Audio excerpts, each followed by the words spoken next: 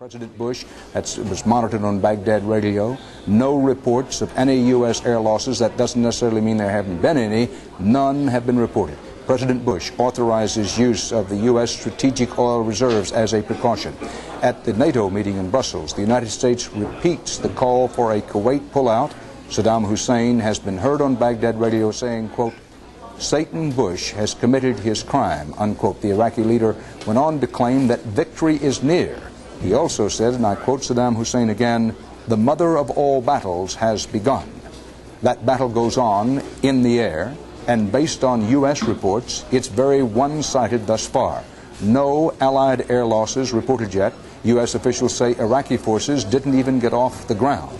At an emergency NATO meeting in Brussels, the United States ambassador said Iraq can avoid further destruction by pulling out of Kuwait immediately, now. Earlier, President Bush addressed the nation and the world and said, and I quote, "The liberation of Kuwait would not fail." U.S. Defense Secretary Richard Cheney said preliminary reports about the attack have been, and I quote the Defense Secretary now, very, very successful, unquote. President Bush has authorized the use of strategic petroleum reserves to try and hold down oil prices. Those prices peaked just after the attack began in backroom cash trading at about $40 a barrel, fell back at last report to about $35 a barrel. Bob Simon brings us up to date in Saudi Arabia. Bob? Dan, just moments ago, at least 5 A-4 Skyhawks took off from the Dhahran air base here. Now, what's really important about that is that these planes belong to the Kuwaiti Air Force. The rest of the base is entirely American and British, American F-15s and British Tornadoes.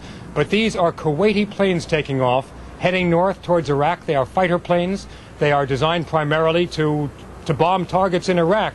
The importance of this, of course, is mainly symbolic, but that does not diminish the importance. It is enormous.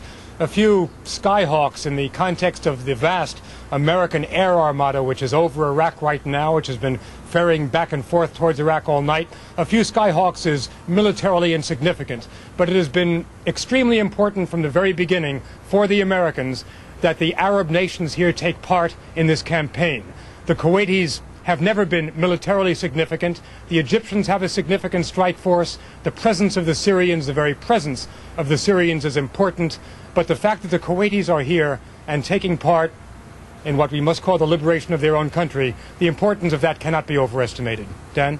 Thanks, Bob Simon in Saudi Arabia. We go now to the Pentagon and CBS News Defense Department correspondent David Martin. Now, what, 5+ hours into this operation, there is still no evidence. Defense Department officials say that the Iraqis have gotten off any of their Scud missiles. And I think with each passing moment, it becomes increasingly unlikely that they are going to get off any of the Scud missiles, either at targets in Saudi Arabia or Israel. David, it was General U.S. Grant who said the art of war is simple enough. Find out where your enemy is, get at him as soon as you can, strike at him as hard as you can and as often as you can, and keep moving on. Now, we know that General Colin Powell is a close student of General Grant. Does that mean that this will be basically the Powell plan? I think there's going to be no let-up here whatsoever. You know, President Bush talked about going after Saddam Hussein's tanks. What he didn't say, but which is almost certainly the case, is the U.S. and the Allied air forces are attacking those Republican Guard tank divisions, which is the heart of Saddam Hussein's army and basically the heart of his power. They are attacking those Republican Guards divisions that are in southern Iraq. So they're going after the guts of his army.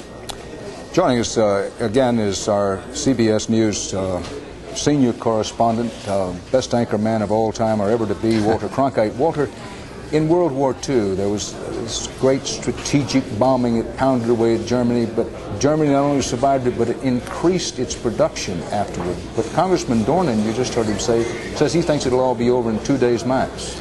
Well, Congressman Dornan, quite obviously, is a very enthusiastic supporter of air power, and I assume that's quite justified. He obviously is a skilled pilot himself. But I worry a great deal tonight, and I think all of us must have some reservations about these terribly optimistic reports after only 6 hours of battle now. You've warned continuously tonight at every opportunity that first reports quite frequently can be wrong, and they certainly can in a confused battle situation. And also, we don't know how much censorship's being applied right now to the reports we're getting. But these reports of the great damage we have done overnight, that there has been virtually no resistance, isn't that kind of scary? I mean, how is it possible, it seems? We've had a report that the danger to Israel has been removed, that the SAMs and others targeted on Israel, the Scuds, have been removed now safely. And we've had a report that David Martin had a report that there apparently were no hits by their SAMs on our incoming aircraft. Scuds, that would be, or IHawks. Yeah, right. And that we've had a report that the palace was destroyed. All these reports, none confirmed. Right. I mean, David Martin's, I suppose, confirmed, or he wouldn't report it to us that way. But certainly these other reports of destruction have not been absolutely confirmed, but they're the reports that have been pouring in. You've been reporting here so well all evening. Now that we hear that Apache helicopters were in use today. Well, they've got a very short range. That means that they were able to get over the target effectively, right on the Kuwaiti border. That seems almost incredible that we were able to do that in the first few hours. That the elite Republican Guard has been almost destroyed. And one report that the Air Force had been decimated. Well, now, of course, it depends on whether you take the broad definition of decimation or the mathematical definition, which means 1 out of 10. If you take that definition, it means you could put it the other way around. 90% of the Iraqi Air Force survived the first attacks tonight. But going on from there, we've then run into this great mystery of why the Iraqi defenses were not up tonight. Was it just the surprise factor, for heaven's sakes, which seems almost impossible, or is Hussein playing one of his strange, crazy games, and we're going to hear more from them as these hours and days go on? Walter Cronkite, CBS News coverage of war in the Gulf continues.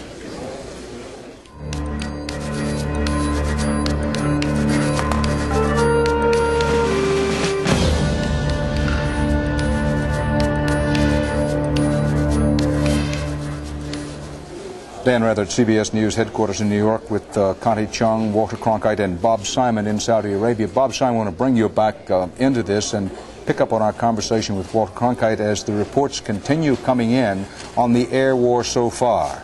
The thunder rained down on Iraqi forces inside Iraq and in Kuwait. The early reports so optimistic and so positive, enough to get Congressman Dornan, among others, saying that it could all be over by sundown tomorrow, it could all be over in 2 days. Cautionary note that the early reports in war are frequently wrong. The fog of war has descended. Censorship is in effect. Psychological games are underway. Propaganda flows back and forth. But Walter, we've been talking to Bob Simon as the evening goes along about what could Saddam Hussein do to strike back. Saddam Hussein, in this radio broadcast, Baghdad Radio, maybe it was pre-recorded, is talking about yet prevailing. Terrorism is one of the things that he could resort to. Yeah. He sees the whole world as the battlefield. Yeah, that definitely is one.